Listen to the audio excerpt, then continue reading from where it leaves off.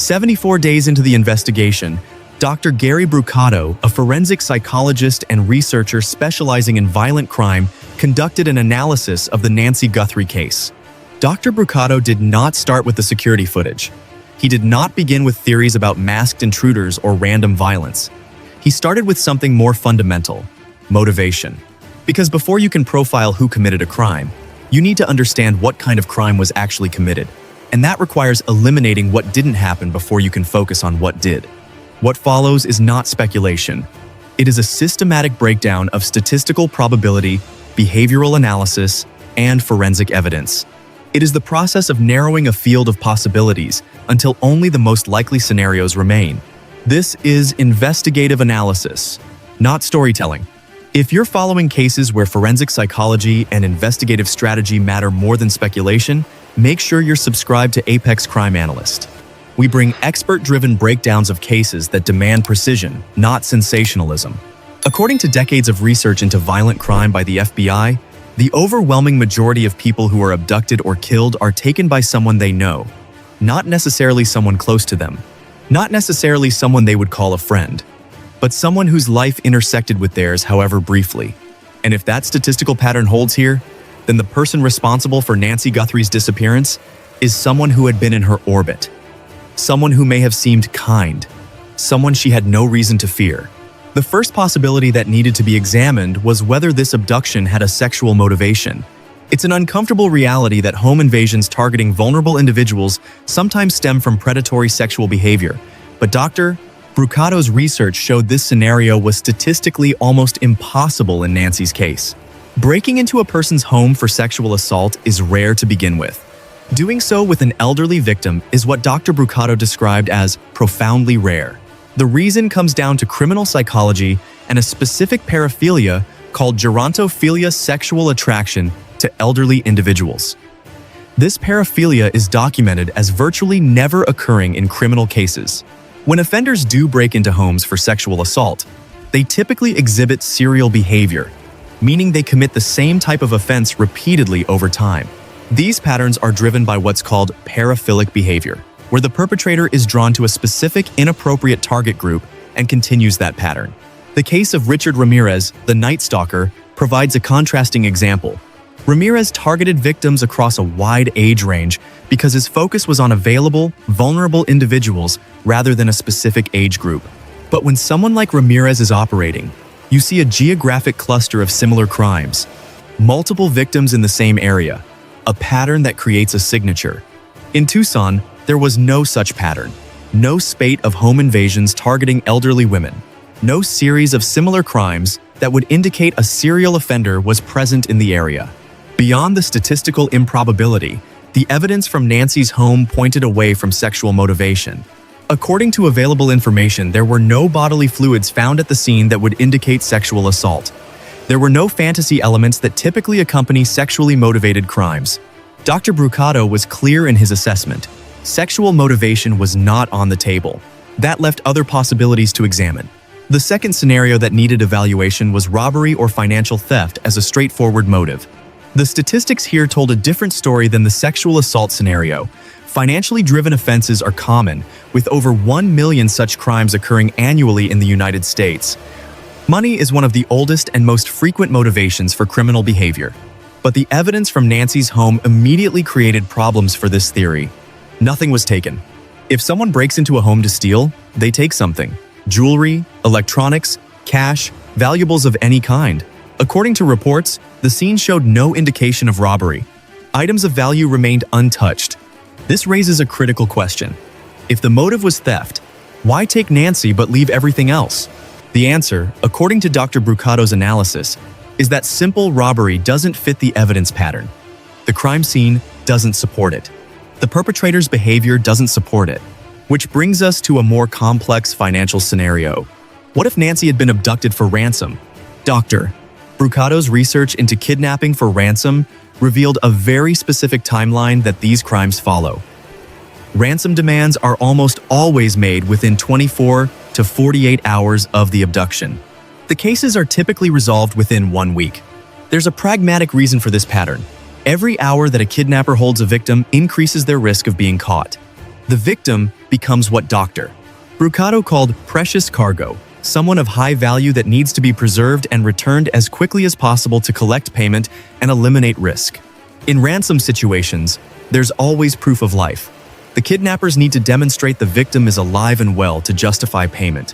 They need to show the victim is being cared for, that she's valuable enough to warrant meeting the ransom demands. But Nancy Guthrie had been gone for 74 days when Dr. Brucato gave his analysis. No ransom demand had been made public. No proof of life had been offered. Even more telling, Nancy was without her medication. Reports indicated she had been injured, or the suspect had been injured during the incident. None of this fits the profile of someone being held as precious cargo. A victim without medication, possibly injured, held for more than 2 months without contact. That's not how ransom kidnappings work. The statistics didn't support it. The timeline didn't support it. The evidence didn't support it. Simple robbery was ruled out. Ransom kidnapping was ruled out. That left the third major category to examine. Abduction itself, separate from ransom, is extraordinarily rare in the United States. Dr. Brucato's research showed there are only about 350 abductions per year in the entire country. To put that in perspective, that's fewer than 1 per day across all 50 states. And the overwhelming majority of those cases involve children, not elderly adults. Abducting an 84-year-old woman is statistically highly unusual. But there was one aspect of abduction statistics that became crucial to Dr. Brucato's analysis. In the cases that do occur, the abductor usually knows the victim in some capacity. That detail would become the foundation of everything that followed.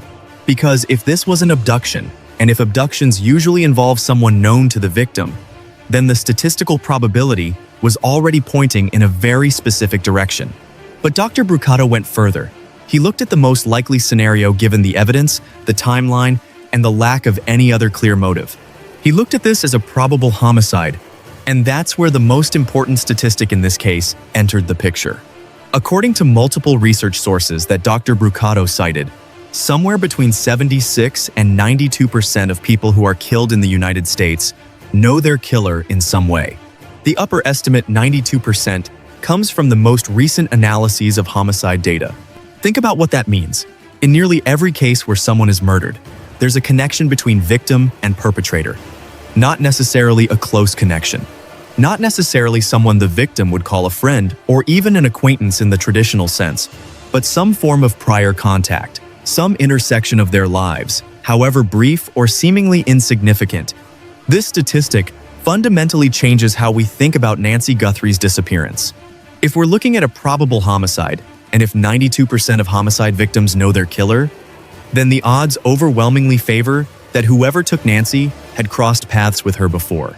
Dr. Brucato described this as potentially someone who worked in her house at one point, someone she knew from going to the grocery store, a contractor who had done work on her property, a delivery person she saw regularly, someone who provided a service she used.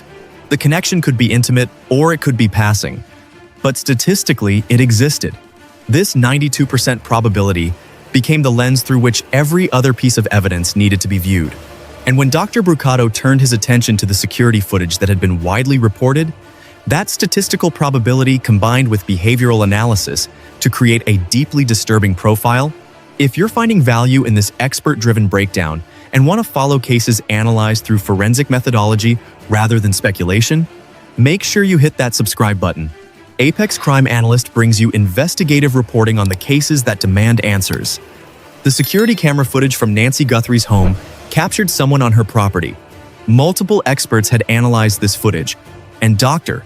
Brucato was struck by the same detail that other prominent criminal profilers had emphasized. The person on camera was, in Dr. Brucato's words, way too cool under pressure, not even flinching.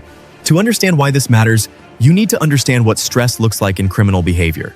Even career criminals, people who commit crimes, frequently show physiological signs of stress when they're in the act. Elevated heart rate, rapid movements, checking over their shoulder, hurrying through their actions. These are autonomic responses, things the body does whether the person wants it to or not. Fear of being caught produces observable behaviors in normal criminals. But the person on Nancy's security footage showed none of these signs. The individual moved with a disturbing level of calm. They took time to conceal their identity. They took steps to avoid leaving traces. But they did so without the jittery energy of someone afraid of being discovered. Dr. Brucato identified this as a potential indicator of psychopathic character structure.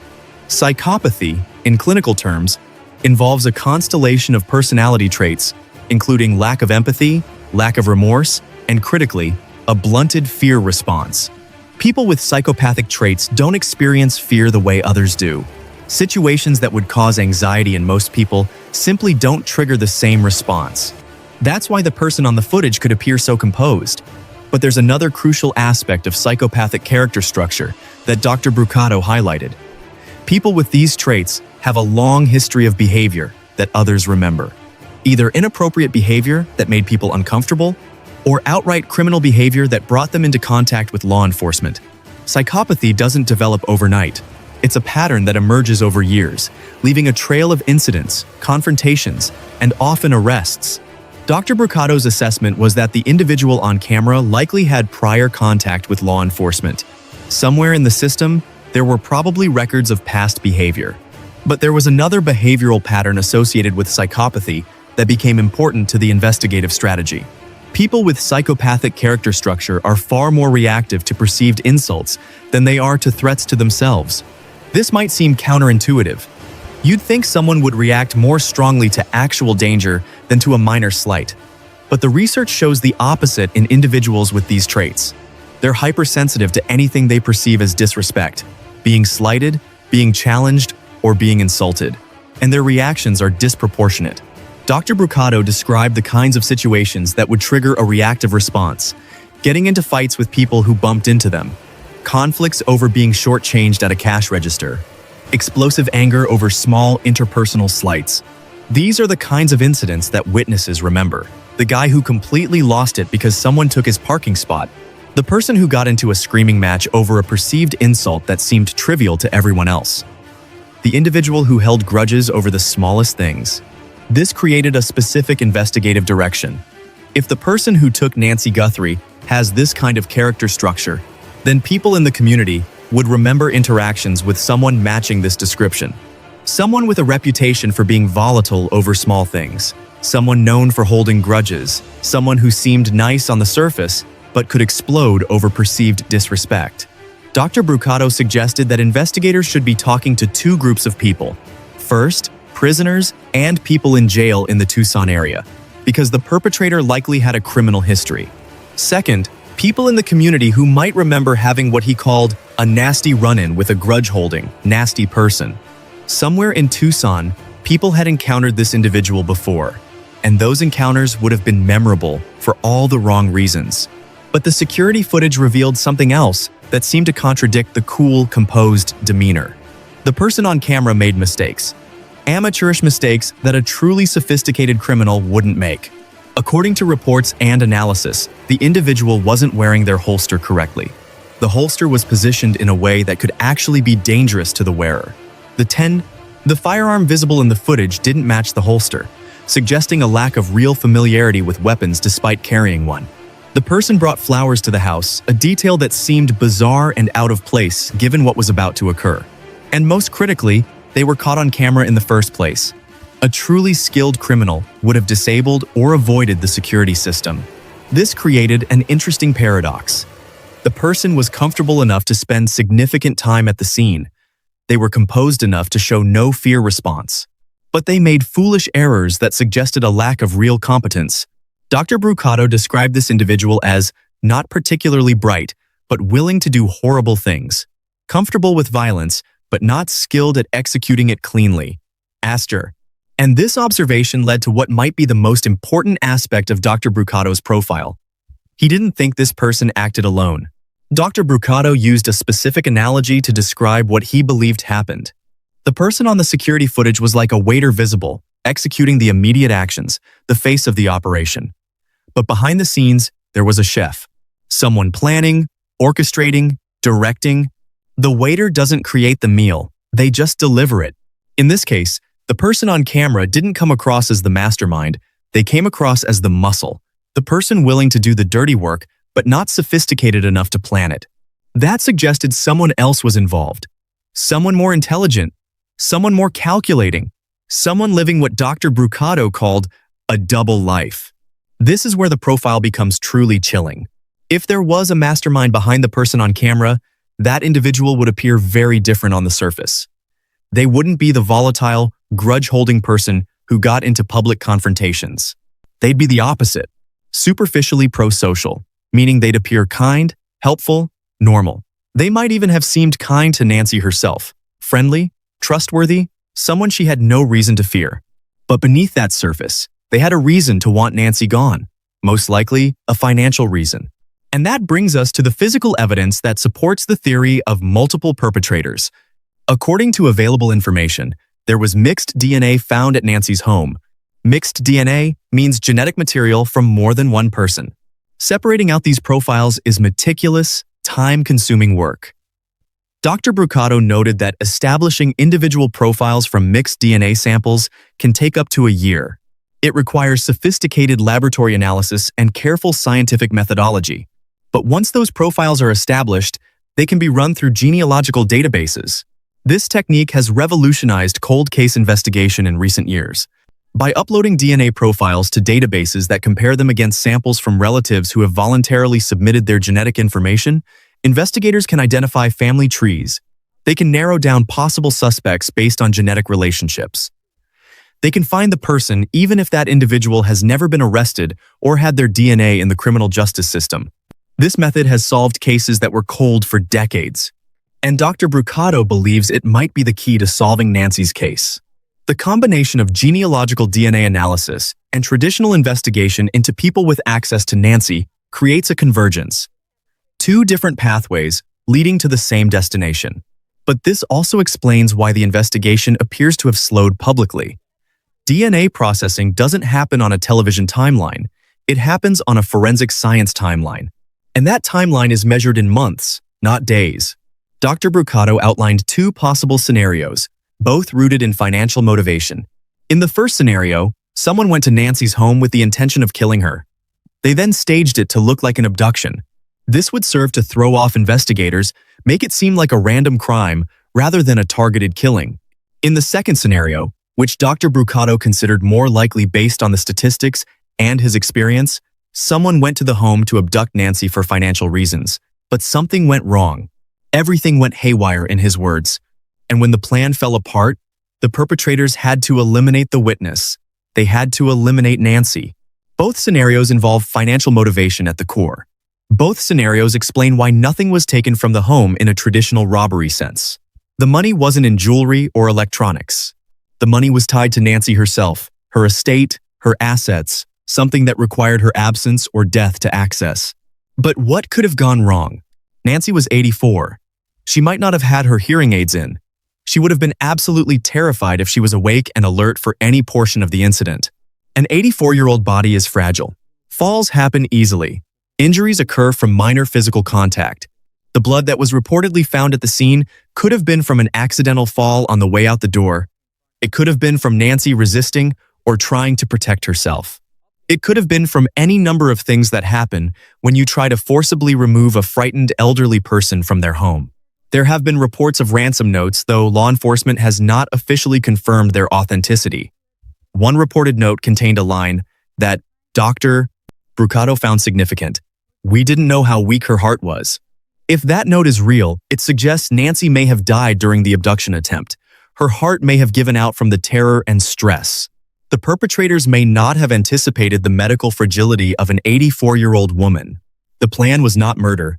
It became homicide through execution failure. But this raises a critical question that has troubled investigators from the beginning. Why Nancy Guthrie? If this crime was financially motivated, why choose a victim whose daughter is a well-known media personality? Why target someone whose disappearance would immediately generate national attention? Why select a case that would bring resources, media scrutiny, and public pressure when there were presumably easier targets with wealth but without the spotlight? Dr. Brucato's answer to that question revealed something deeply disturbing about the psychology behind this crime. When criminals do things in the commission of a crime that increase their risk without being pragmatically necessary to achieve their goal, it points to one of two motivations. Either the crime is driven by fantasy, or it's driven by a personal grudge. We've already ruled out fantasy-driven motivation. There's no sexual element, No pattern of similar crimes. No fantasy elements at the scene. That leaves personal connection. A purely pragmatic criminal, someone motivated only by money, would choose the path of least resistance. They'd select a victim with assets, but without connections that would bring immediate media attention. They'd plan carefully to avoid unnecessary risk. But when someone takes actions that don't make strategic sense, that incur additional danger, that complicate rather than simplify the crime, it suggests something beyond pure financial motivation. It suggests emotion. It suggests personal connection. And it suggests that the choice of victim wasn't random or purely opportunistic, but was driven by something specific to that individual. In Nancy's case, the fact that her daughter Savannah is a public figure should have been a deterrent to any rational criminal planning a financially motivated abduction. Unless the person who took her had a specific reason to target her. Unless there was a personal element that overrode the practical considerations. From a victimological perspective, Nancy was vulnerable and an easy target. But whoever planned this crime didn't think through the reality of how much could go wrong. And according to Dr. Brucato's strong inclination based on the evidence and the statistical patterns of similar crimes, this did not go the way it was supposed to. 87 days into the investigation, Nancy Guthrie has not been found. The United Cajun Navy, a volunteer search and rescue organization, submitted a formal plan to the Pima County Sheriff's Office in the early weeks of the investigation. They offered to mobilize drone specialists, K-9 teams, and even manned aircraft if needed. They have a partnership with Topos Aztecas, a Mexico-based search and rescue group familiar with border areas and terrain. The offer was declined. The sheriff's office issued a statement that they were not accepting outside help from volunteers. Brian Trasher from the United Cajun Navy told us they could mobilize within 72 hours if given approval. They've worked with law enforcement agencies across the country. In 50% of their searches, they find remains of someone they're not looking for but who was also missing. The Arizona desert is vast, harsh terrain, extreme heat during the day, cactuses and thorns that make ground searches difficult, even for trained dogs. Private property complicates access. And according to Dr. Brucato, if Nancy Guthrie is deceased, there is a very low chance she will ever be located intact. Offenders who commit this type of crime take steps to eliminate every trace of the victim. They place remains in deserted areas where animal scavenging will disperse the evidence. They use fire to destroy biological material. They resort to dismemberment to make discovery and identification nearly impossible. The reason this happens more now than in previous decades is because criminals in 2025 are aware of how forensic science works. They know that even a small piece of biological material can lead to DNA identification. They know that dental records can identify remains. They know that modern investigative techniques have become incredibly sophisticated, so they take extreme measures to ensure nothing is ever found. This is the statistical reality that Nancy's family faced at the 74-day mark. Not because of anything specific to her case, but because of what the data shows about this category of crime. It's a brutal truth. But Dr. Brucato's work is rooted in facing brutal truths rather than offering false hope. At this stage of the investigation, one question dominates. Will this case ever be solved? Dr. Brucato's answer is yes, but with an important caveat: it's going to take time. People think of criminal cases like television shows where everything resolves in 42 minutes plus commercials. The reality is far different. Complex DNA analysis takes months or years. Genealogical database comparisons require patience and expertise. Interviewing hundreds of potential witnesses and people with access is slow, methodical work. Building a case that will hold up in court requires absolute certainty and ironclad evidence. Dr. Brucato believes investigators are holding information close to the vest, keeping certain details out of the public eye specifically to avoid compromising the investigation. When too much information becomes public, suspects can adjust their behavior, destroy evidence, or coordinate alibis. Strategic silence is often a sign that investigators have leads they're pursuing quietly.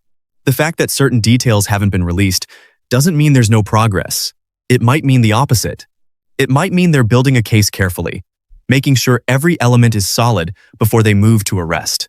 We've confirmed through sources close to the investigation that the task force is conducting a historical review of Nancy's connections, going back years.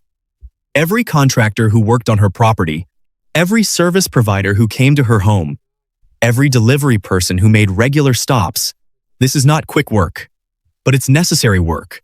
Because if the 92% statistic holds, and there's no reason to believe it doesn't, then the person responsible is in that circle. Someone who had access. Someone who knew Nancy. Someone whose life intersected with hers. Dr. Brucato outlined specific investigative pathways based on his profile. Investigators should be interviewing everyone who had any form of access to Nancy. Every contractor who ever worked on her property. Every service provider who came to her home. Every delivery person who made regular stops. Every neighbor who had casual interaction with her. Anyone from places she frequented. Grocery stores, pharmacies, medical offices. Anyone who would have knowledge of her finances, the inside of her home, the layout of her property, or her daily routine. The circle of potential suspects isn't the entire population of Tucson. It's a specific radius around Nancy's life. People who intersected with her world in some documented way. Beyond interviewing people with access, investigators should be looking at the criminal justice system, talking to prisoners and jail inmates in the area who match the behavioral profile. Someone with a history of violent or aggressive behavior. Someone known for explosive reactions to perceived slights. And investigators should be talking to community members about anyone matching the personality profile.